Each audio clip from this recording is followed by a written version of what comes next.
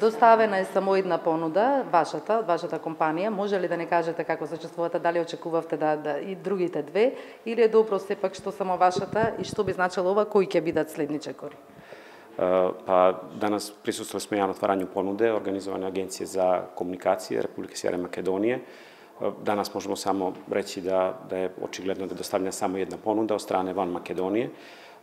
Mi bismo ostavili, da kažem, vremenski period regulatornoj agenciji da prođe kroz administrativnu proceduru i verificira da li je ponuda ispravna i da li su svi dokumenti dostavljeni u skladu sa zakonom. Možemo samo reći da ovo samo nekako potvrđuje našu namjeru, našu ambiciju da uđemo na makedonsko tržište i da sve koraci koji smo radili u prethodnom periodu i planiranje sada postaju realnost.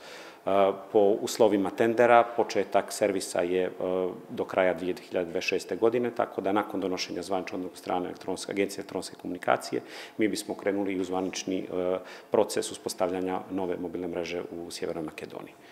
Значи може да се каже дека граѓаните третиот мобилен оператор ќе го добијат крајот на 2026 или може и порано? Po uslovima tendera, najkasnije do kraja 2026. mi moramo da počnemo operacije u jednom gradu u Sjevernoj Makedoniji. Samim tim može da bude i ranije, ali to je neki krajnji rok i koji mi koristimo kao orijentir za naše planske aktivnosti.